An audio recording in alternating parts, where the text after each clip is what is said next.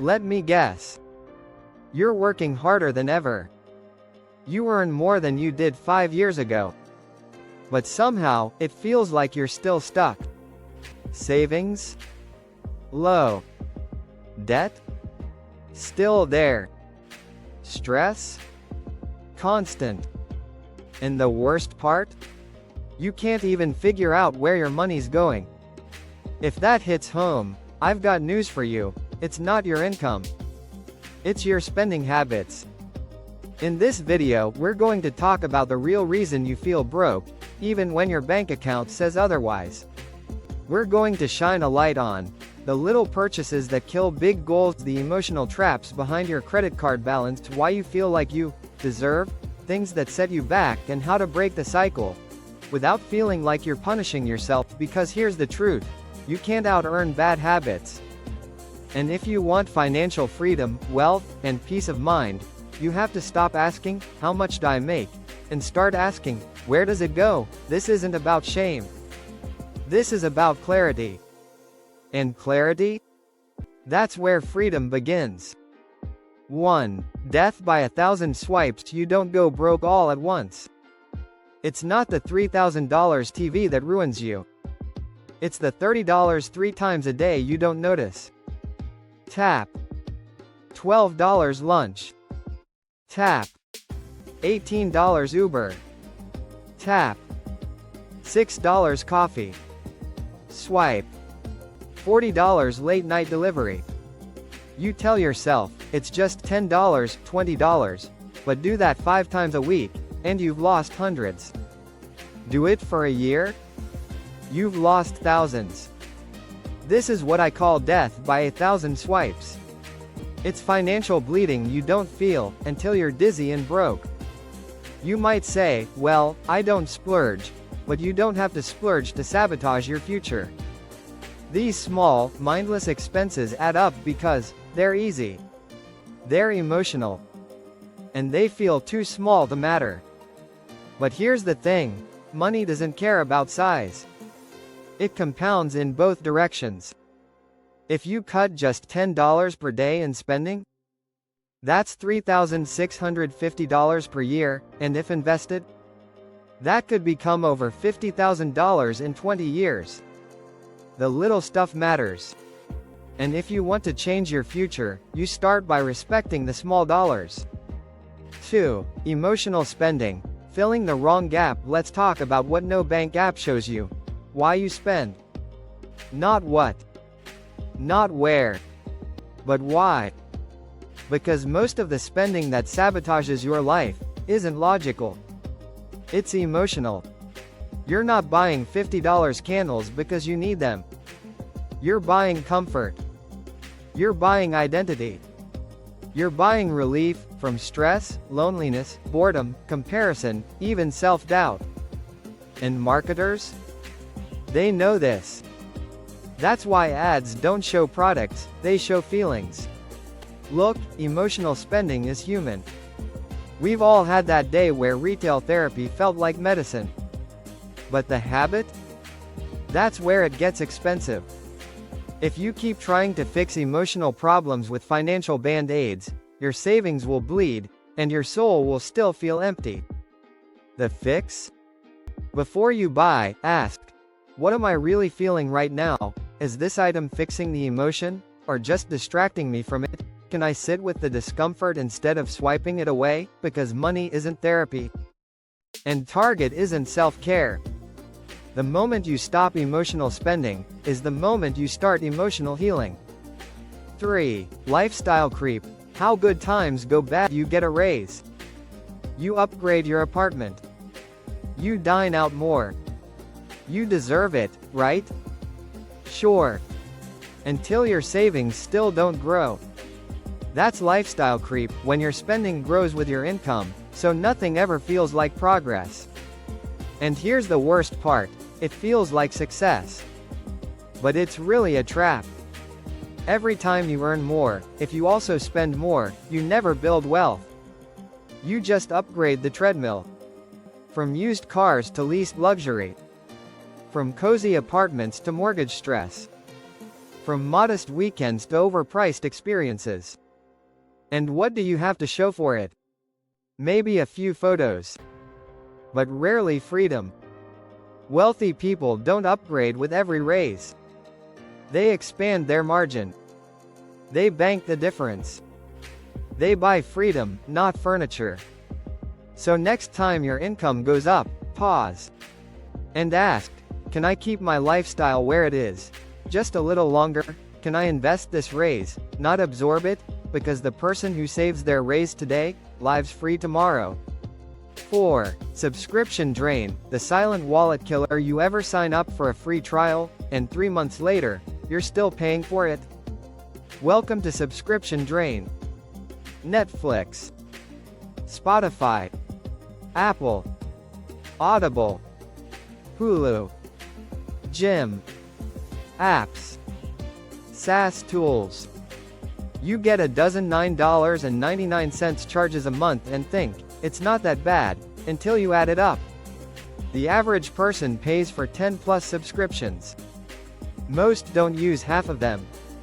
Here's what that looks like: $15 streaming, $12 music, $10 cloud storage, $30 apps, $40 gym you don't use. That's over $100 per month.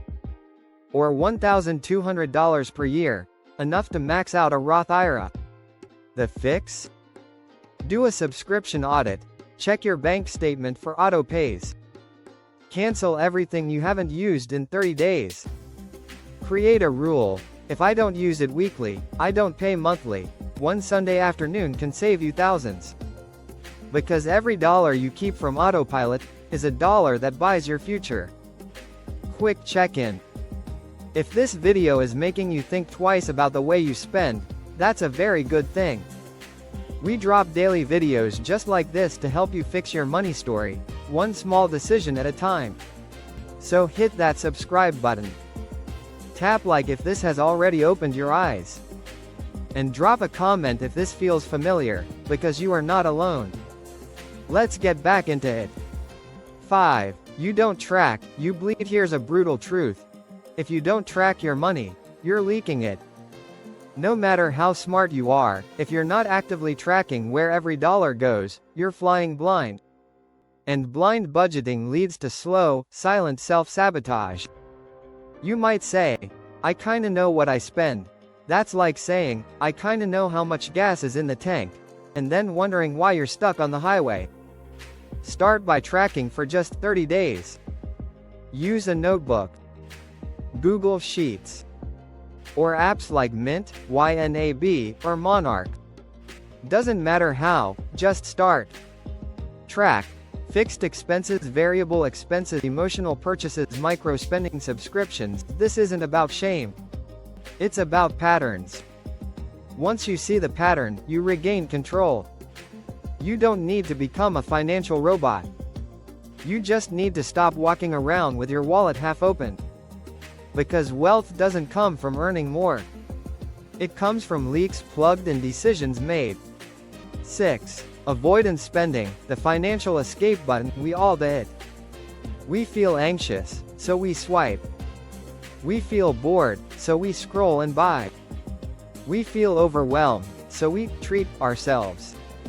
This is avoidance spending, and it's the most expensive emotion in your life.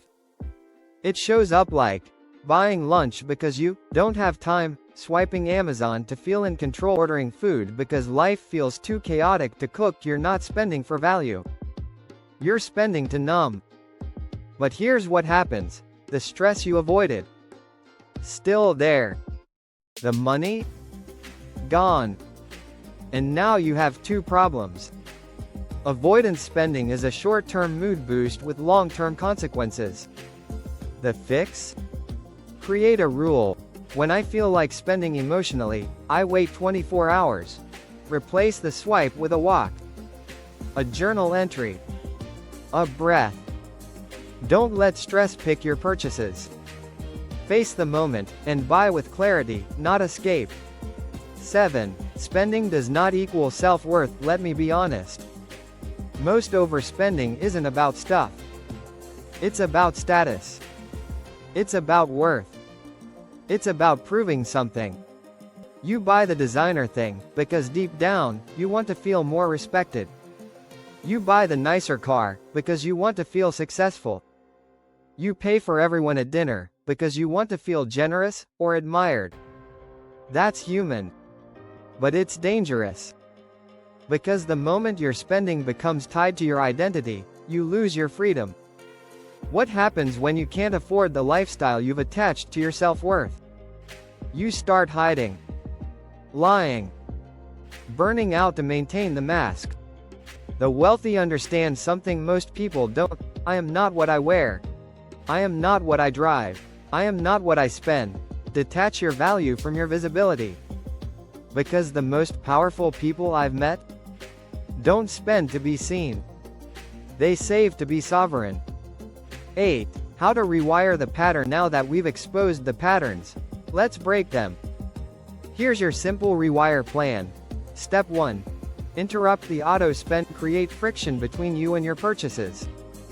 Delete saved cards from browsers. Use the 24-hour rule. Add a cooling off folder on your phone for once. Revisit weekly. Step 2. Track wins, not just failures. Create a savings thermometer. Gamify it. Celebrate each week you said no and saved instead. Progress builds belief. Step 3. Replace with real rewards. You're not saying no to joy, you're saying yes to peace. Take walks. Call friends. Journal your progress. Buy fewer things, enjoy them more. Step 4.